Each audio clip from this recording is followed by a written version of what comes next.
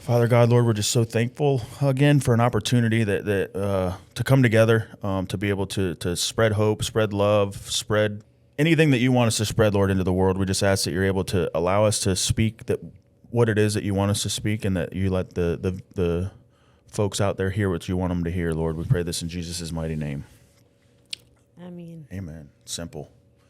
All right, guys, we're here for another episode of Discipline and Legacy podcast. We got my girl, Sam Gainham. She came in, had a crazy day driving today, right? It was a beautiful day. Awesome.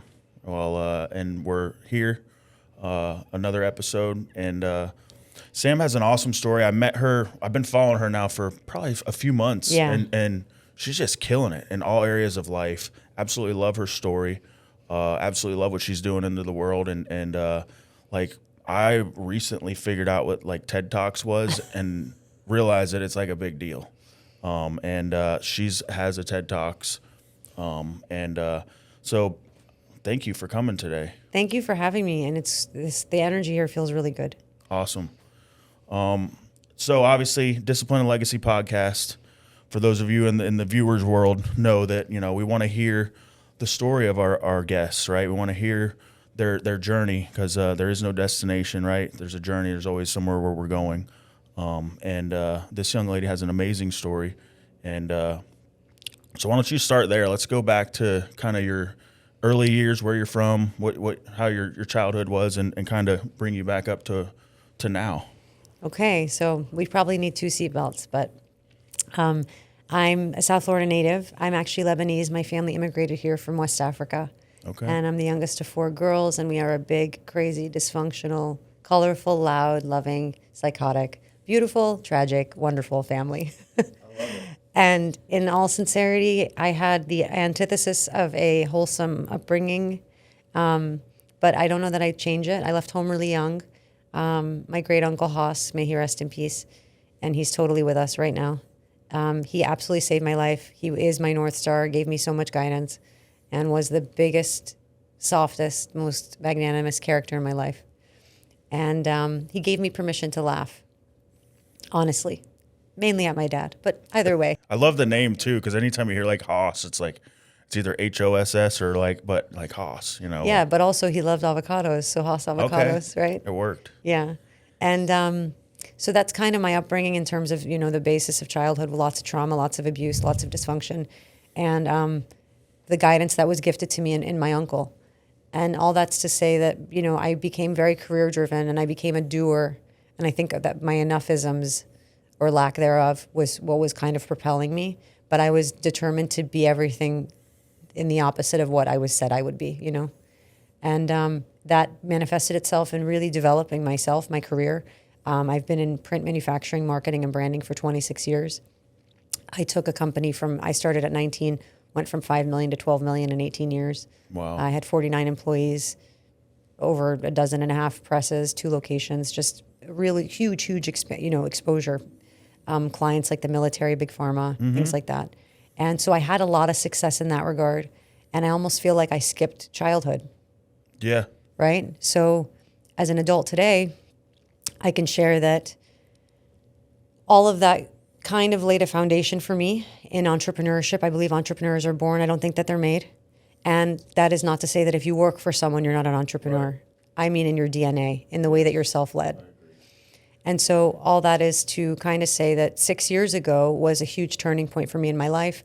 I decided to leave corporate, and I purchased a business. At the time, I thought I needed to purchase a business. I thought it was the standard evolution of, I'm an executive, I've been running a company for someone else for so long, surely I should have my own. Yeah. And in my mind, an asset purchase made sense.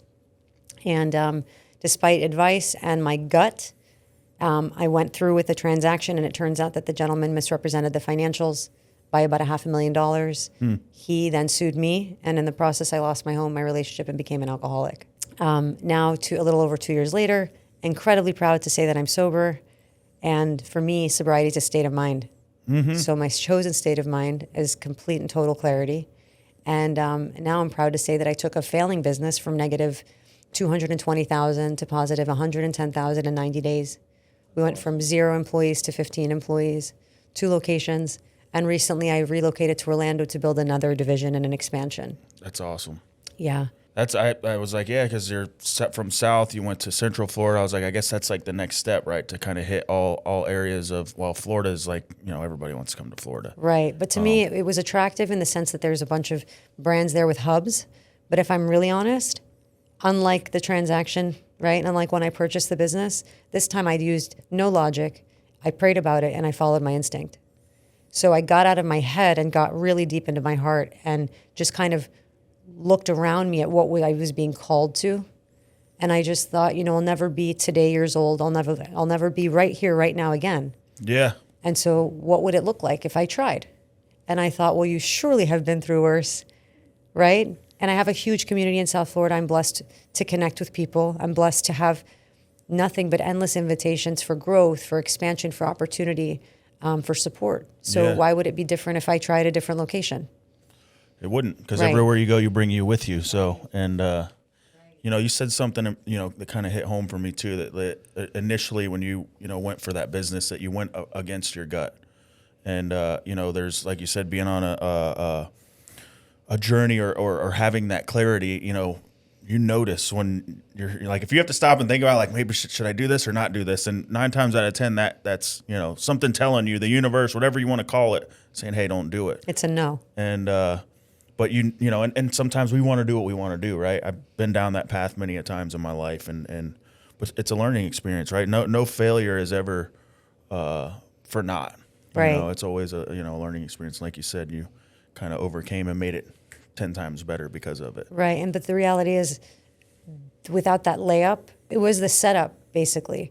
Okay. Without it, I wouldn't be here. Now, my logical, rational self says, I'd love to go back and not have made that transaction happen.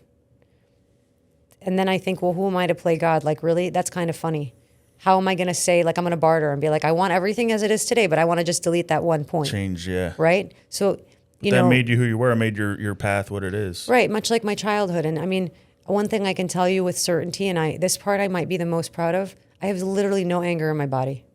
None. Zero. Absolutely none. I could identify with that. It's not worth it. There's disappointments. I would never suggest to reduce my own experience. But in terms of like an actual anger, none. Literally none. Or hate, right? That's a powerful word. So anger, they kind of go together. Completely. Not even really any discontentment. I mean, there's certain things you're just like a little irked by them. You're like, yeah, that kind of, it's less than desirable, But honestly, fundamentally, in my being, none. That's powerful. I think to wake up in the morning and to walk out of your door and be like, I'm just good. Right. I mean, so much can happen for you in that mindset, in that state, to just like brush stuff off. And I think with practice, I'm sure you can identify with that, like practicing on a daily basis. Nothing can touch you, really. It's like a cheat code. Completely. And in Arabic, we say alhamdulillah. It's just truly, truly thank God. And for all of it, like for all of it. Yeah. Recently I was reminded, I was humbled, it was reinforced that you just don't know what someone's enduring. Like you don't know. Right. Like you just don't. You don't. You just don't. And so as best as you absolutely can, just be so like unrelentingly kind. Yeah. Someone said that to me a long time ago. It never made sense that you get more from honey than you do from vinegar. Completely. And it's the way you, like, I just talk to people like normally, whatever, if it's the survey or whatever it is, like, and you hear some of these guys are like cussing them out or like just being vulgar through email. It's like, bro, you need this guy at some point. Like, right. He's not going to, I call him, he's like, I'll be there tomorrow, Jonnie. Like, but because we have that like connection and I just naturally do that with everybody. And of course I'm working through my past of like negatively reacting to people, but and I'm not perfect. But there's, you just get way more from being kind in life. And you can change somebody's whole day or you could be that one person that changes their life just by, walking the right way. Well, something I learned, and you talk about like it takes a while. Sometimes it's not resonant, and then you hear it for the 10th time, and you're like, now I got it, right? After you beat your head like against the wall. We've only been saying this for how long? 40 times, and right. You have scars and... But for me, and as a chief marketing officer, as a person who builds the systems behind scalable brands, I'm obsessed with messaging. Yeah. But if you get down to the granular level of messaging is how you talk to yourself. Generally speaking, if you observe how I talk to people is a direct reflection of how I talk to me. Yeah. And if I'm honest, it used to be really bad. Yes. I can ID with that. Right. So today, I speak to myself like someone who I just absolutely adore. And I mean all the time. Yeah. Right? Like today, a little chaotic, a little like, all right, like, okay. And I mean, I do have to laugh, but it's not that bad. Like, it's okay. Like, things happen. But I would never have spoken to a friend, for example, or anyone that I loved the way I used to speak to myself. Right. So the moment that I invited myself to a softer, more loving conversation with me, I started to project very differently into the world. 100%. And we talk about, like, you can visibly see the changes. Like, I can look at my body and see a difference. I can look at my chin and my jaw and go, like, you're less clenched, you're less square, you're like, it's softer, right? And you don't think about it because it's a lot easier said than done. You emit a different energy or light, I think, that when you're, folks see it, you can see it in other people. Like, you don't even have to hear someone talk and you're like, this person's got it, Completely. And you talk about light, really clear distinction of the light and the dark. Yes. Right? And I can admit I am not above it, and I needed those years, but I was in the dark for a long time. Yeah, definitely I can identify with that too. And one thing that I share it a lot, and folks, you say it sharing about my past and the horrible things that I went through, but like you said, without going through that stuff, I don't think I would be who I am today. Right. And I don't regret it. And by sharing that, you're able to maybe keep someone else from having to go through it. I'm grateful that you keep repeating it because I'll tell you, I firmly believe that when we are being groomed, when things are happening, we are going through it, or it is going through us. I believe that we are being shaped into the resource we need. So who are we to then keep the lesson for ourselves? If I could show you how to avoid something entirely, completely avoid it, right? Who would I be to not give you that gift? And the reality is, it's not because I'm your hero. I'm actually blessing myself by gifting that to you completely. It's really being an actual go-giver.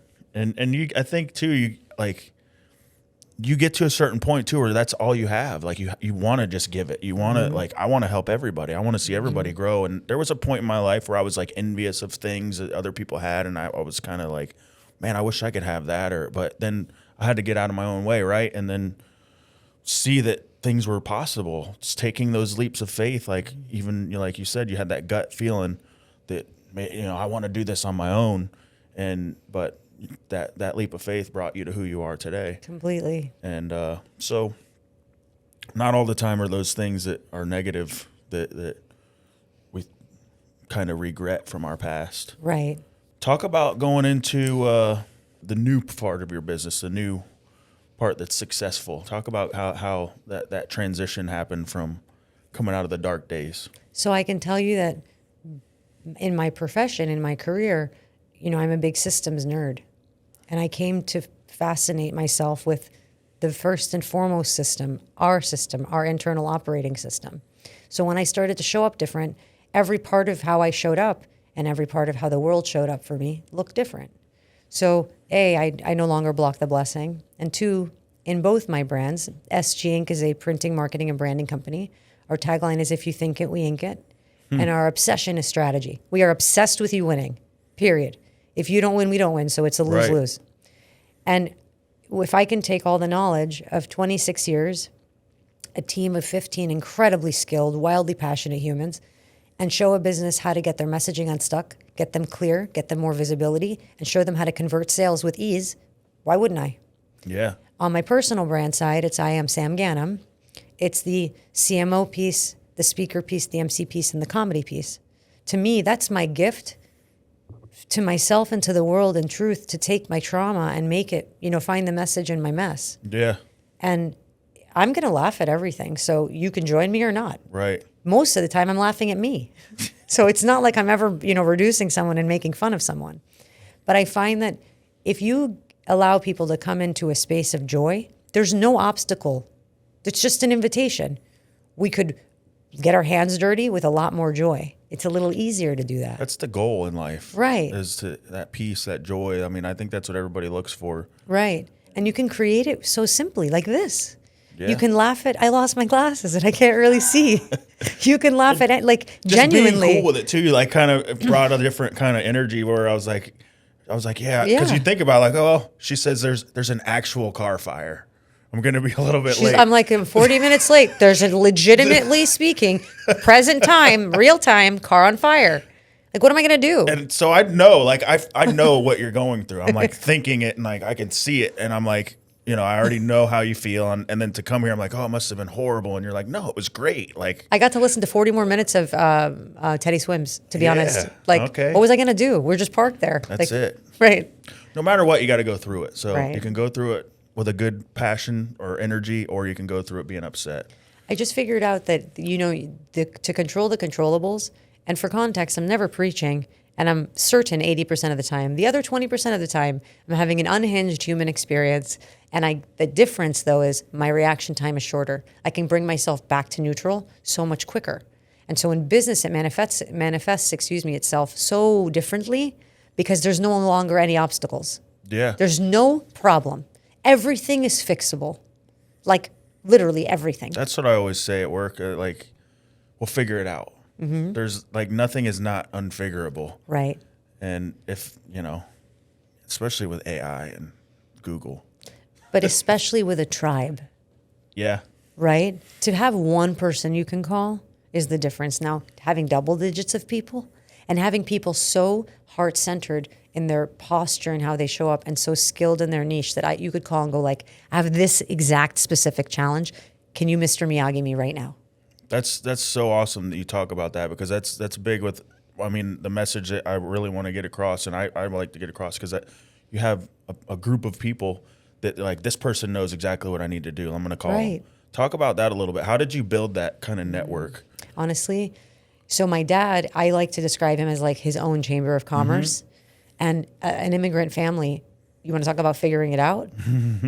And then when I think about it, and I really honor where my family came from, they were well established, whether in Lebanon or in Sierra Leone. The difference was they didn't have a school system.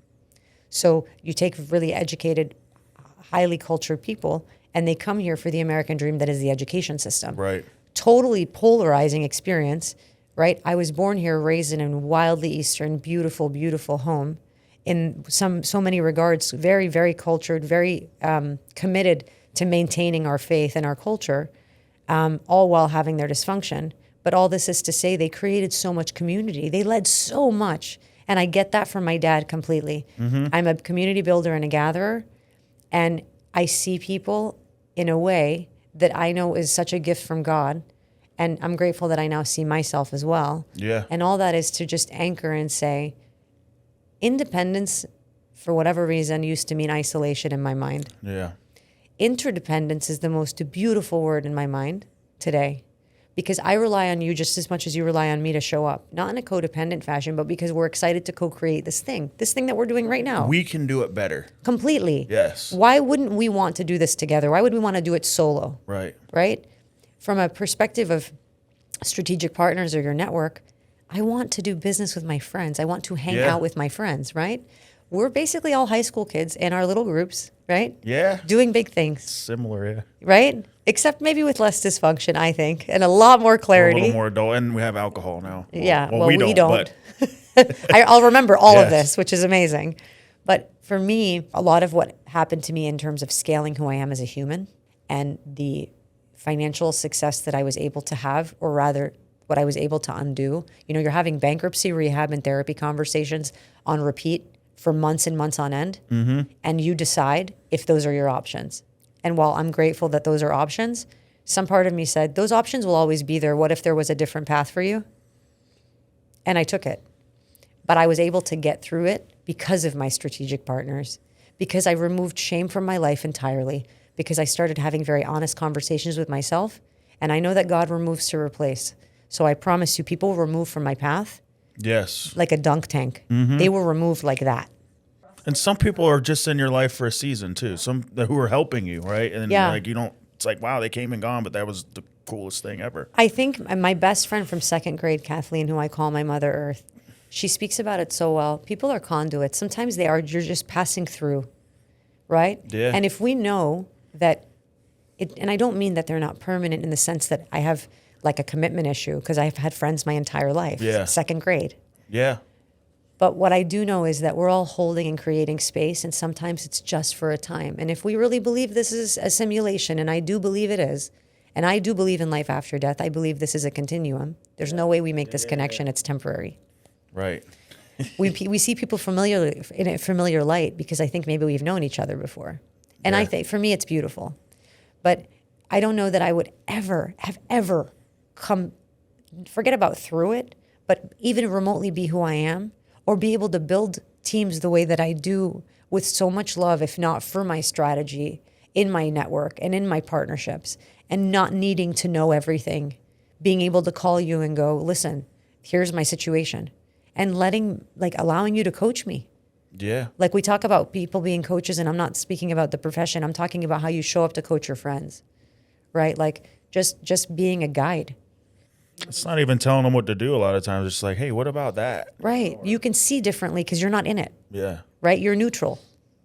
So to me, it's I was never really able, though, to like summon the help because I wasn't so transparent with myself. Now it's just, we are shameless.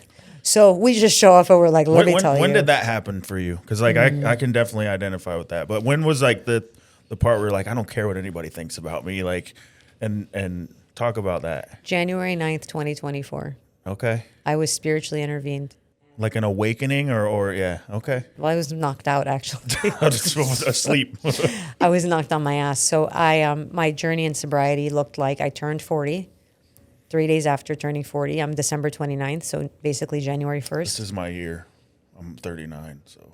Hey, it's so fun in this club. Yeah. This club is awesome. I'm ready. Listen, I'm and I don't want to rush time, but I hear 50s are amazing. So I'm so excited. So I got really sick. We didn't know why. I was sick for 3 weeks. I couldn't keep anything in or down. I thought I was having a miscarriage. It was like horrific. And I was isolated because I was so sick. Mm-hmm. And then I had 2 weeks of insomnia.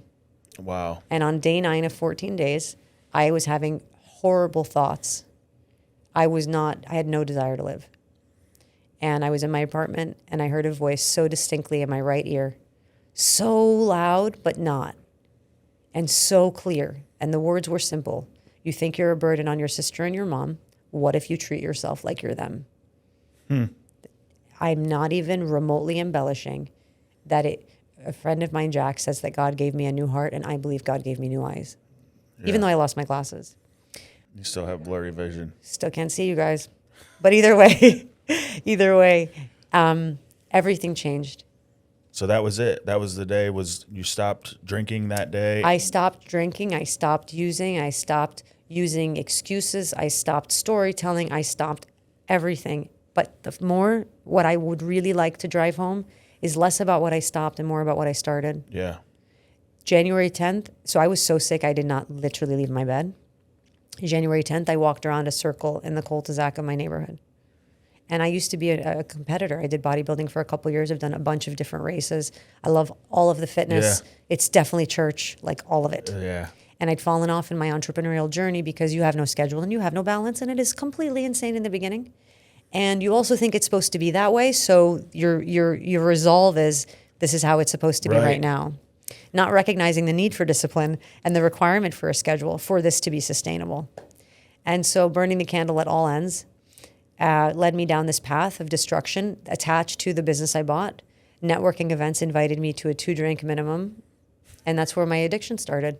Did I have a history of, college in those years? Absolutely. Yeah. But did it look like that? No. And so this spiritual intervention looked like what some might call an obsession with systems. So I started to build myself like I build the brands. You already knew what to do. Exactly. And you just never put it into... I never put it into It's consistent. like I do concrete and my driveway is destroyed. So like I went years... Right. I never did it get consistently for me. But for you, I'd show up 10 ways to Sunday. Yeah. I'd be there early and I'd stay late, right? So in that message that I know that God delivered to me of the possibility, perhaps, to treat myself so specifically like my mom and my sister, if God could have ever found more exquisite women to lead me, he picked those two. Yeah. And I know that they were chosen. Like, I know that. I know that I was assigned. And I would never, in my wildest dreams, in my own sobriety and clarity, mistreat, misguide, or dishonor those women ever. So you had like a put yourself in their shoes, so to speak. 150%. And I literally, there's two things that sit with me. What would Haas do? I always ask myself. Yeah. And I look at them and I think like they're queens. And they're just tremendous humans. Mm-hmm. And I'm lucky to call one mom and one my sister. Like what? And it sounds maybe romantic and dramatic, and I don't care. Because now I ask myself what I need all day long. I will share that what I did, because I am a person who perhaps will always be harmonious, but maybe lack balance. I started to obsess over Atomic Habits, and James Clear is clear. I read that book. That book is one of my Bibles, basically. What is it? Atomic Habits by James Clear. I read that book repeatedly. I built an internal system for my own operating system, and I paired it with the 75 Hard Challenge. Mm-hmm. And I did 75 Hard for a year, and I kept repeating Atomic Habits. Shout out to Andy. One day you'll be on the podcast. Obsessed, just so you know. Okay? And if James Clear walks in here, I might pass out. Yeah. Just want you to know. Because you only fall to the degree of your system. Yeah. A lot of the time I realized that I was living in an external world, building outside of me. When in truth, you don't need anything that's outside of you. No, it's all within. Right, but the reality is, where are the lights? Are they turned on? Have you gone into that room for cleanup at all? Right. Well, even sometimes you think you are cleaned up and you're like, wait, or as soon as you got something figured out, it's like, well, here's another thing that's revealed, and the other thing that you worked on already comes back. And I think for me, I used to think compartmentalizing. So think about it. If you're packing and you just keep moving the same boxes around, are you actually consolidating anything? You're just moving the same stuff. So I would just keep moving the same set of boxes. Yeah. Reordering them. So basically it's like putting new paint on the house and being like, it's new. Yeah. It was very personified and performative. And I'm not dogging myself when I say this. I'm saying, unfortunately, it's the world I was around.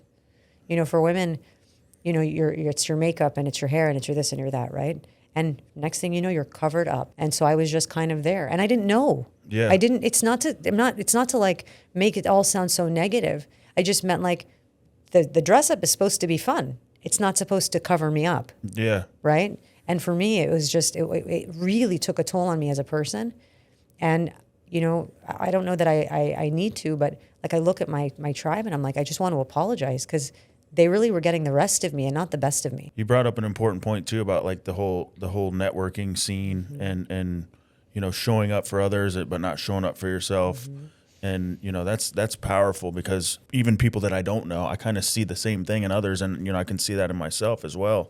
But you know, how did you kind of overcome that part about yourself? I mean, was it the awakening that you had, or you know, what was it that clicked for you, because that said, hey, I need to start working on me? I mean, quite frankly, it was absolutely the awakening. It was these systems I'm sharing. But the truth is, I just wanted to pause the performance. Like I just suddenly was accepting the invitations to be with myself. So less the running away, I was running towards. And I mean it like the little me. I mean it like the young Sam being like, what's up, kid? Like, do you want to hang out today? And I'm not even trying to be funny. Some nights I'm like, you got to go to bed, kid. Go to bed. Wow. And you say it to yourself. Yes. And by the way, I live alone, so it's so fun. I don't know if I actually... I talk to myself, I don't know too. if it's I audible. say it out loud. My wife thinks I'm crazy. My best friend Brian said something about talking to myself, and I was like, I don't do that. He's like, you do. You do it a lot, like subconsciously without saying it. But when you actually like are like, Jonnie, stop doing that. And they're like... Right. But it's funny because to me now, if it doesn't vibe, I don't go. If I'm not called to it, I don't do it. And you said it at the beginning. If I have to start negotiating with myself, it's already a no. You already know. It's already no. That's I think a powerful thing that there's everything around us. It's a spiritual realm, mm-hmm. and you have like this discernment that's into you. I think it comes with time of like, you know, with a clear mind and being able to look into yourself, and into me, I see, right? Intimacy. You're able to see the vibes. Like this ain't it. I'm not supposed to be here. I remember we went downtown Fort Pierce. I'm born and raised here, and like I used to go downtown, and like for years, like me and my wife were in bed by 9. Like on the weekends, we didn't go out, and like we're out in Fort Pierce like after 9. And it was like not that I like was scared or anything, because I came from the hood, like but it was like the freaks come out at night kind of feeling. And it was like you could see like the spirits, and it was like that realm is real. We're in it every single day, everywhere you go, and be able to discern that and say, hey, this isn't of what I got going on right now. But sometimes we're supposed to be in that realm too, because I feel like if you're around people that are doing great in life, and you can vibe off of that, you can receive from it, but at the same time, like, we're supposed to give as well. So sometimes you have to go into the dark places, and it's at the poker game at 4 a.m. and or whatever, that somebody else receives something from you. I had a guy tell me, he's like, man, ever since I met you that one day, I haven't had a drink since. It's amazing. And I'm like, what did I do? Like, it was crazy that, and but because I was in that place at that moment, being able to go to those places, being able to get out of your comfort zone too, is still a calling. I think too, though, even just the conversations you have, like a conversation like this, everything to me, I feel is an invitation. So even if it's the way you show up on social media, or the words that you use, again, your messaging, what you declare, something I began doing, it started about me or for me, and then I recognized, wait, 1 second, there's something here for others, as I started sharing my personal inventory. And all of it. So this was the goal. This is where I landed. Sometimes it's not so great. Or to God and to another human being, right. Or human beings. I had 2 people reach out to me. One specifically reached out asking about because I did between comedy, webinars, speaking, teaching, selling, in terms of stages. I did about 100 stages last year. Wow. And it wasn't my goal necessarily, but then it just became the thing, and I recognized the 10,000 hours and the requirement to pay my dues, right? And so a gentleman reached out to me on LinkedIn, and I was honored that he even wanted to have a conversation about how he could improve that. But another woman reached out to me and said, I was reminded of something you said a year ago when you posted your inventory. Yes. And I thought, what? As a matter of fact, she was like, we need to talk. And I thought, oh my God, I've incriminated Isn't it myself. crazy too how some people, like, they wait a year? But maybe it wasn't resonant. You said it. Maybe it wasn't resonant. Yeah. And the plane landed that day, right? Yeah. I was shocked because I genuinely thought I was in trouble. She was like, we need to talk. I thought, my mouth, sometimes it's a problem, right? And she shared with me that she believes she has a drinking problem. And I'll tell you something. I don't know that I'm credentialed. No. I don't know that I'm credentialed, yeah. But what I will say is, what an honor to have that conversation. And I kid you not, I could show you the text that I got 2 days ago. She said, thank you for sending me The Naked Mind by Annie Grace. I have not had a drink in a week. And I'm on my 3rd day of Annie Grace. Wow. This is a woman who I not only admire, she has years on us.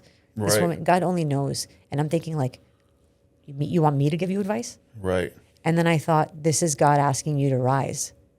There's a reason. There's a calling and a Completely. purpose. Yeah. And I'm thinking, like, I literally just posted my inventory. And it was funny because I declared I'd like to start dating again. And I was like, what's this guy want in my DMs? And he's asking me to help him improve speaking, right? Yeah. And this woman, I'm thinking to myself, you just don't know where the message is going to land. So you have to mind, your word is your wand. You have to mind your words. Yeah. And you don't know where your message is going to land. But if you look at it as an opportunity and an invitation, it's infinitely limitless what could happen. Yeah, because you could say the same thing every single day, and all it takes is changing one word, and then, a call to action, whatever it is you realize, like, wow, I didn't know I had that much power, and really, I don't try to claim the power for myself, or sometimes admitting your powerlessness or saying you don't have power gives you more control or power. But Or your surrender. yeah, waving the white flag, but that's truly a gift. It's truly a gift. And I was that guy too for folks that came into my life. And that's why I think I'm so passionate about it is because I remember those guys that sacrificed and took time out of their day to come and pour into a bunch of, what the world saw as just, people that were at the bottom of the barrel, people in jail and drug rehabs. But these people took time out of their life because they were there. And so that's why I share what I share and to the world, because I don't want to hold it into a box of just, a 12-step meeting or, that anonymity things went out the window a long time ago. Devil don't have no power over me if I tell everybody everything. So Right. I was a crackhead. I used to do heroin. Like, there ain't nothing else left. Someone told me the other day, like, you should run for politics. I'm like, No, we're good. You could skip that step. You could skip that step. But that's the thing that gets brought up in politics. You're like, you believe this guy, did this in high school? And it's like, Isn't reinvention so cool, though? It goes to show you, like, you can make one change one day and everything's different. yeah. Like, everything.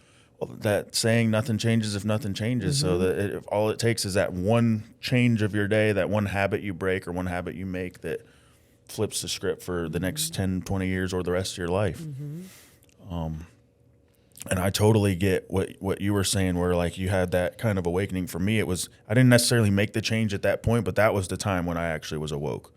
And it was my father, who was like my best friend, came to my house after I had that spiritual awakening with the Lord. The first time I had like a presence in my life, and I was truly on my knees and praying that I wanted help, asking for help, didn't know who it was, but I had that presence kind of touch me. And he always showed up, but I wasn't paying attention before. But that was the first time like I was paying attention. I'm like, God brought my dad there that day to bring me out of that darkness, to bring me out of the pain. And that was when I was 21.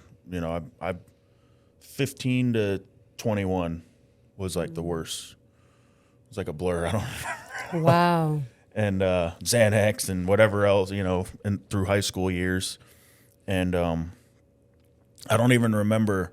I didn't know what detoxing was. Like, I didn't know that like you would get sick from not having, whatever it was you were using. So I just remember like laying on the couch for 3 days. And after my dad brought me home, and I was like, I went through it, and he was Vietnam vet Marine, used for 45 years after Vietnam, and he was clean like 3 years at that point. So like after I came out of my detox on the couch, went to my first NA meeting at 21 years old, and me and him, it was like I say, you do like 90 and 90, we did 180 and 180 together every single day. Wow.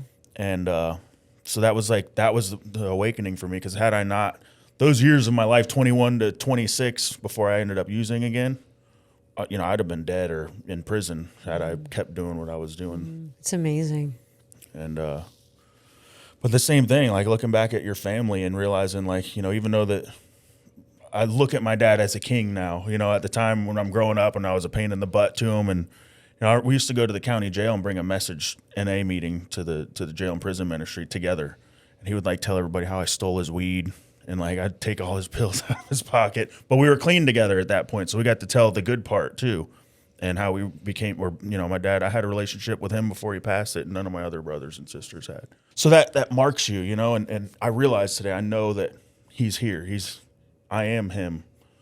All those things I thought was like, Dad, why do you do that? Like now my son's saying the same thing to me, and it's like it's important, it's powerful, and I think we're supposed to carry that on. And it helps with our purpose, right? It helps with who we are as human beings, to be able to help the next person. I mean, that's the goal. You can't keep it without giving it away. Right.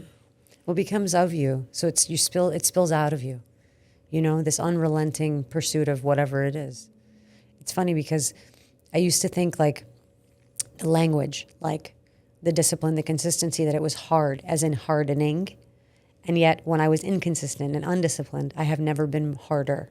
Yeah. And so today, it's like, whether you call them your systems, whether it's your checks and balances, they allow for spontaneity, they allow for ease, they allow for joy, right? And those are invitations. My checklist, so to speak, are my invitations to check in with me. It's amazing you say that too, because there's my dad always told me, he's like, never turn down an opportunity to grow.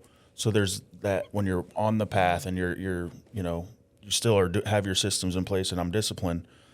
I go through life, I don't turn anything down. Like, Jonnie, I need you to do this. I mean, I don't say yes to everything, but right. Like, hey, can you come to this event? I'm there, and then 3 more things come out of it. And that's where, like, you're on the path, you're, that spontaneous thing. Had a podcast. I'm meeting the manager of the entire building, and I've been trying to get a hold of him for weeks so I can get another key fob so I can get in the door. Right. And I finally got to meet the guy to get a key fob. So those spontaneous things that occur because you're walking the path that you're supposed to be on, because you're following the light. Right. And then you got to just remember to walk, not run. You'll miss something. And I don't mean miss something like you'll mess up. I mean, you'll miss something amazing. Yeah. You'll literally miss the joy. And I know now that hustle's part of the joy. So there are seasons. There are seasons, but hustle doesn't have to be hard. And if I could ever evoke an idea, it's that this idea that if it's painful, you're doing it right. It's completely wrong. Yeah. It's so wrong. It's so wrong. I think it was probably the best age group to grow up in. We got to grow up before the internet. We got to grow up and have cassette tapes and records and stuff like that. And we got to be brought into technology. So I think that, I can definitely tell that through your social media, you utilize that through your business and what you do. Social media is very important. What is something that you could say to the up and coming generation that maybe wants to be in your space or in that kind of realm that could help them? Honestly, just be integrous. There's no shortcuts. I had this conversation this morning. Your performance, because it's not a performance, you're not pretending. Once you put it out there, it's out there. And once you put it out there, it's out there. Yeah. So there's no turning point. You may think you deleted it. It's there. And I don't mean that in a threatening fashion. What I mean is put in the reps consistently, deliberately, and from a space of, this is something that I'm building over time. These shortcuts, these trends. And remember that the algorithm doesn't just exist online. The algorithm, the mirror, exists in your life. And you're feeding it. So what you do and what you say, when those two things don't line up, you'll start to attract the things that don't line up. When the things you do and say line up, when you have congruence, you'll start to notice you could almost draw a straight line in what your algorithm is feeding you, right? Yeah. So just recognize not to be disrespectful, garbage in, garbage out. Right. Right? And recognize in this day and age, particularly with the generation that doesn't know anything without social media, the objective is it's a story, but let the story line up with who you actually are, not who you're trying to be. Yeah. Because it's very loud. When you're pretending, it's very loud. When you're performative, it's very loud. And recognize that the true growth is sustainable. So those hits, those dopamine hits that it gives you, those are fleeting, just like a drug. Yeah. And the problem is, when you get a lot of those, you need more of it, just like a drug. So consistent neutrality, feeding the algorithm with authenticity, showing up as the organic you, will have dividends that pay off forever. I think you can see that too. I mean, even anybody can, whether they were brought up now or brought up before, you can tell when somebody's fake, Right. And it is loud. So social media, what would you say as far as somebody who's maybe wants to be in independent entrepreneurship? Mm-hmm. What would you say to, my 15-year-old watches this podcast and he's been learning a lot. Like, what would you say to someone in maybe that generation? I would say just ask questions. Be relentless in your pursuit of educating yourself. Use it as a tool. That's what it is, right? We live in a beautiful world where we have so many tools. We used to have to go to the library. We used to have to check things out. Yeah. We used to have to, the card system in college was so complicated. Was it the Dewey Decimal System? Well, it's Dewey. Yeah. There's so much, right? Today, the knowledge is at our fingertips, but just be mindful of your resources. Yeah. Right? Don't trust everything. And also, in reality, what I would say is question everything. Yes. Because gut check. I don't care that it sounds good. I don't care that it sounds good. How does it actually feel? And one thing I'll say, because we're in an immediate gratification society, pause with a purpose. So let's say you're digging up some information and you find that golden nugget. Just pause and sit with that golden nugget for a second. To gut check yourself, to be like, is that really the thing? Because for us, what I recognize today is we used to have to earn that knowledge. Yes. So now we think every piece of information is knowledge. It's actually just noise. Yeah. It's just noise. It's a very noisy world we live in. And something that I know that is a quest forever, it's never like you just kind of finish it, is the differentiation between signal and noise. And so in a noisy society, if you pause, you can start to differentiate is this just kind of like background noise? Or is this really a signal, something I need to respond to? Being able to take a second and say, "Hey, this is what it is supposed to be." Right. What happened there? I mean, your personality. Disaster. Did it start at in elementary school No. and the class clown? What was it? No, it was the class misery. No. Honestly, in a quick tidbit, the business I bought had a client that owned a comedy production company. Mm-hmm.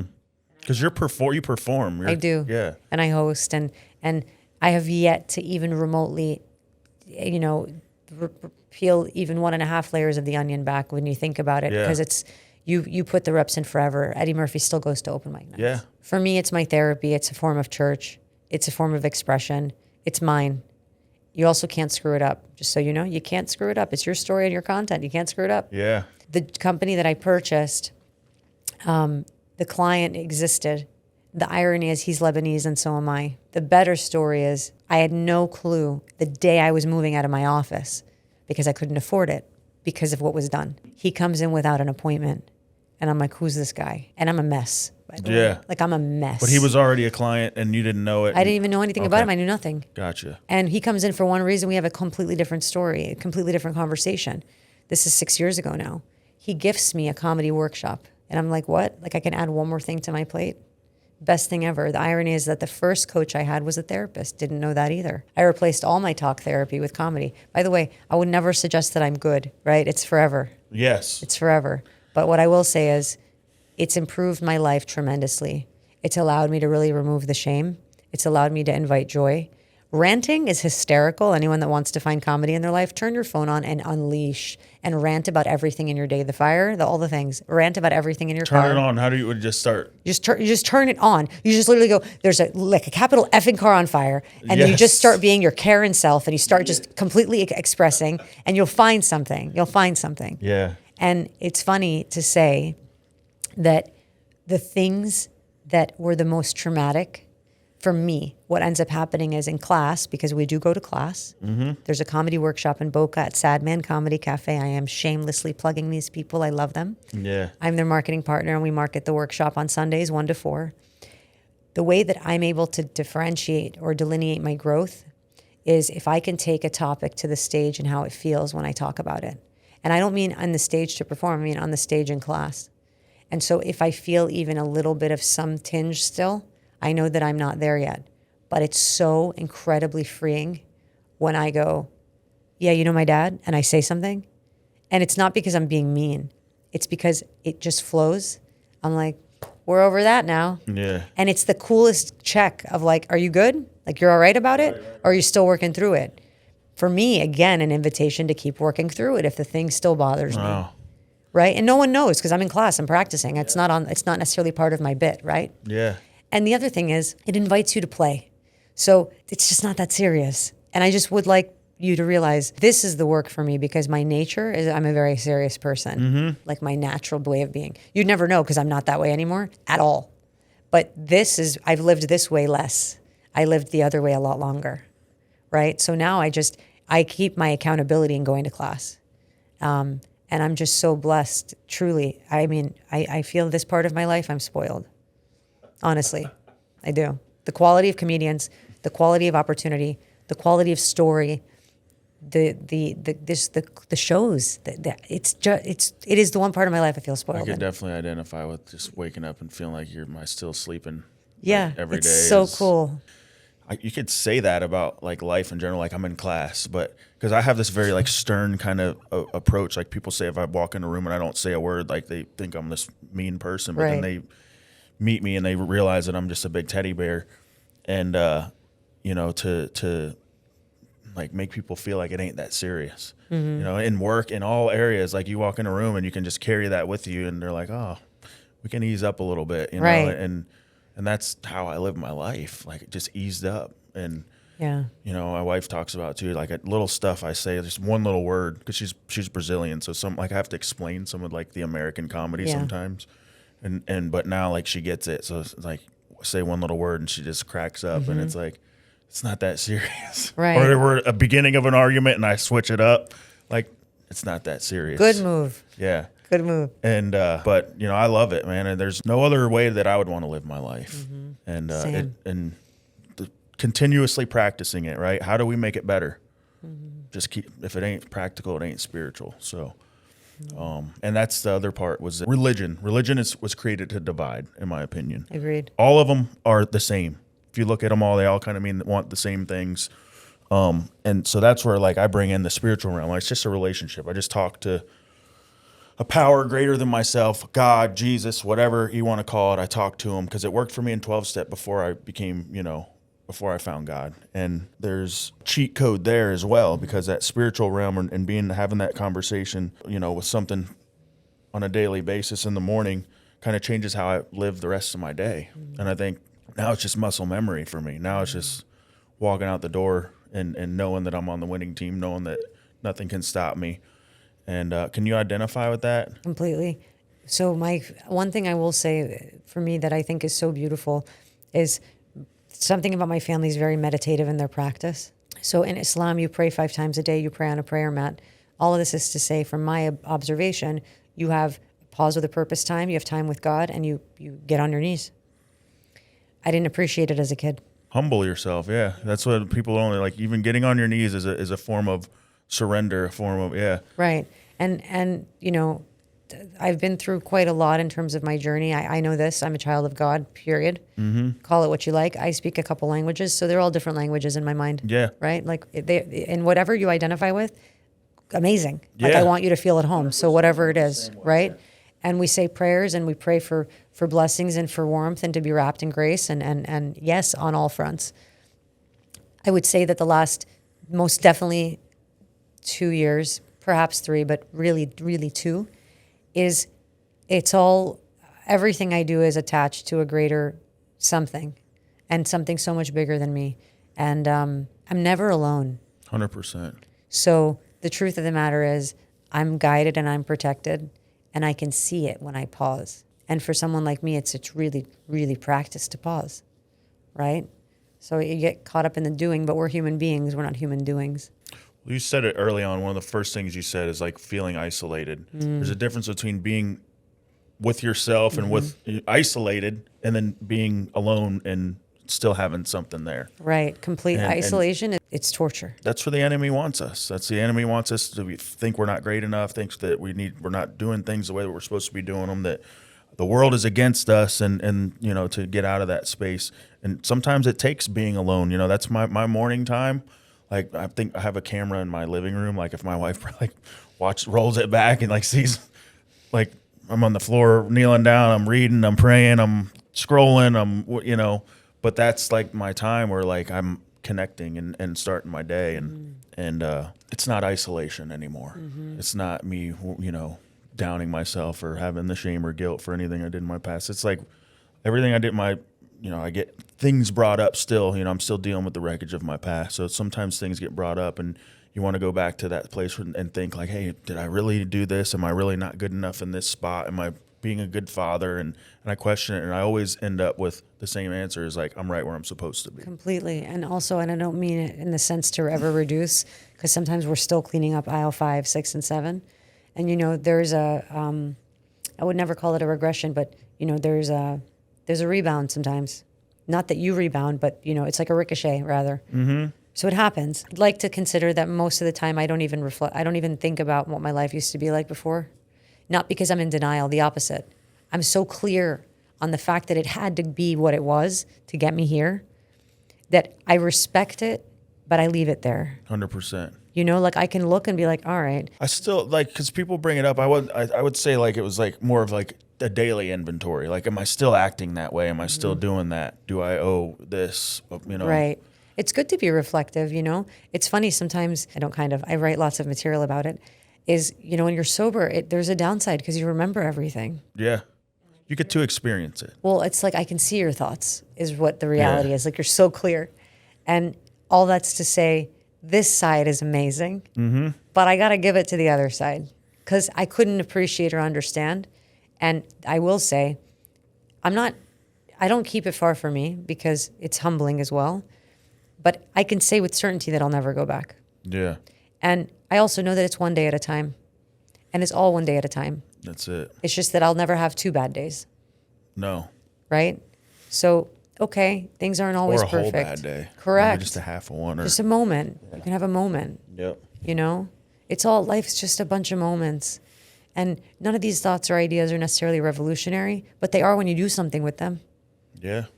Like, I don't live an aspirational life. You have to do the work. You have to show up in discipline. You have to be in the work. You have to put the reps in. You do.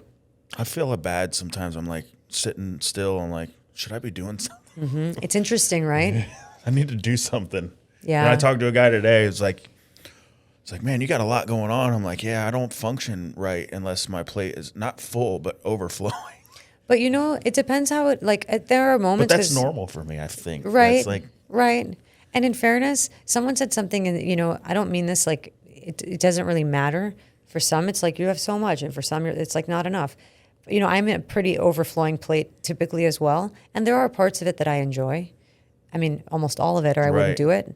However, I feel like think that there's like 28 hours in a day. Because if you think about what we used to do with our days, this is wild and amazing and full and stunning and beautiful. And like, I don't know that I like the word busy, but so what? It's full. Because what I used to do with those 24 beautiful hours was waste them. 100%. So, I don't know that I'm making up for lost time, but I really appreciate there's intention behind it, right? And who doesn't like a Thanksgiving Day plate? Like, Yeah. everyone does. I like the sides. And the nap after. Yeah, I don't know. That's kind of like never happens I because don't we're know. cleaning. I'm at the nap stage of my life. If I don't get my Oh. nap on like Saturday and Sunday, but I'm about the I earn naps. it. No, earn I'm it. about the nap life. Yeah. 20 minutes, coffee nap, black coffee, My close wife's your like, how do you eyes. fall asleep so fast? It's I'm like, I don't amazing. know. Go to the gym 5 days a week. You'll sleep great. Right, right. No, naps are good. Yeah. I don't want to, cut this part short. This is like probably, the most important part, which is the legacy portion, right? So talk about what impact that you want to leave on this earth. What is it that you're working towards on a daily basis, whether intentional or unintentional, that you want to leave behind? Well, I think that I'm building it now. And the first thing I'll say about legacy is you are leading it and living it today. So legacy is not in the future. It is absolutely today. My hope, my intention, if ever I could impress upon anything, it's that you actually get to live one huge life and that every part of you gets to touch and all parts of you can come out to play and you don't have to hide any part of you. Yeah. That there's not a single thing in your life that requires you to go outside of yourself. That you were born truly perfect, not flawed, not flawless, Right. but perfect. Yeah. And that you weren't born alone and you won't die alone. And all of those seem like really big ideas, but I'll give you small examples. You have the ability to perpetuate change just by showing up. That's it. You literally just have to show up. You don't have to do anything but show up, They're not only changing yourself, but changing others and not even knowing it. right? And you're way more powerful than you realize. And when it comes to a space of congruence in our messaging, you can be your own best friend. You absolutely can, because you were born that way. You were born so sweet and innocent and neutral, Yeah. right? And you were given God-given tools to not just survive, but to thrive. When it comes to messaging, how you speak to yourself is everything. And so if you want to be kind to others, you must be kind to yourself.